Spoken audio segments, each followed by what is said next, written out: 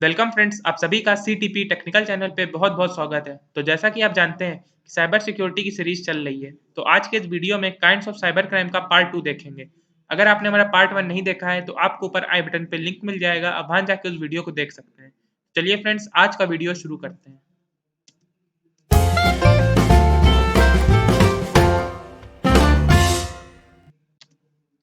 तो सबसे पहले समझते हैं साइबर स्क्वैटिंग क्या होता है।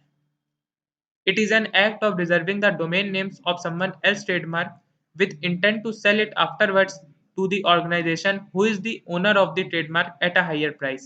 मतलब है कि किसी भी कंपनी के ट्रेडमार्क के डोमेन नेम को पहले से बाय करके रख लेना और फिर बाद में उसके ओनर को उसी का डोमेन नेम सेल करना हायर प्राइस में, इसी को बोलते हैं साइबर स्क्वैटिंग।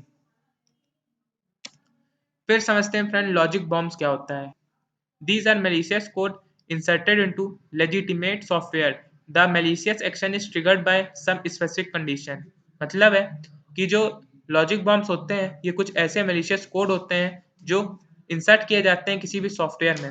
अब किसी भी सॉफ्टवेयर में जो कोड है malicious कोड है उसे इंसर्ट तो कर दिया गया, लेकिन अब उसे एग्जीक्यूट करना है। तो एग्जीक्यूट करने के लिए कुछ ट्रिगर्स का यूज़ किया जाता है जो कुछ स्पेसिफिक कंडीशंस होती हैं।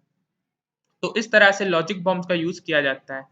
असल में जो लॉजिक बॉम्ब्स होते हैं ये मैलिशियस कोड्स ही होते हैं। फिर समझते हैं फ्रेंड वेब जैकिंग क्या होता है। The hacker gain access to a website of an organisation and either blocks it or modify it to serve political, economical और सोशल इंटरेस्ट। मतलब है कि कोई भी हैकर किसी भी ऑर्गेनाइजेशन की वेबसाइट को हैक करके उसे ब्लॉक कर दे या उस वेबसाइट को मॉडिफाई करे अपने यूज़ के लिए। मतलब उस वेबसाइट के ज़रिए पॉलिटिकल और इकोनॉमिकल इश्यूज़ को फैलाएगा। इसी को बोलते हैं वेब जैकिंग। फिर समझते हैं फ्रेंड्स इंटरनेट टाइम थेफ्ट्स क्या होता है।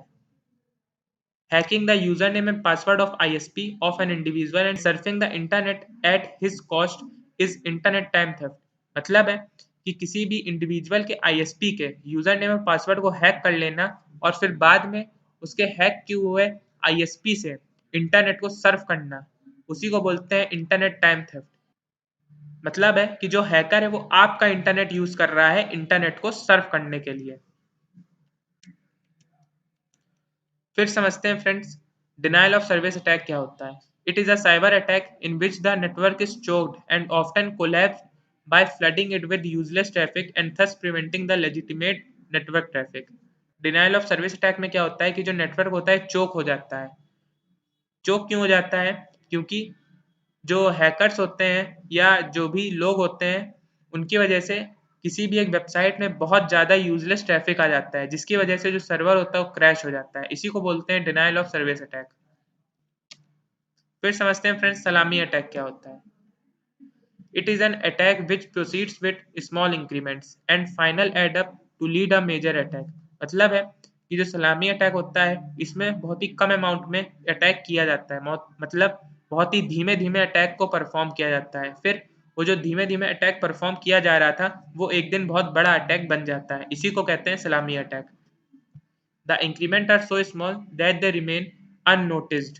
मतलब है कि जो सलामी अटैक होता है इसमें जो अटैक्स होते हैं वो इतने छोटे किए जाते हैं, इतने कम अमाउंट में किए जाते हैं कि वो अटैक नोटिस ही नहीं कोई कर पाता है।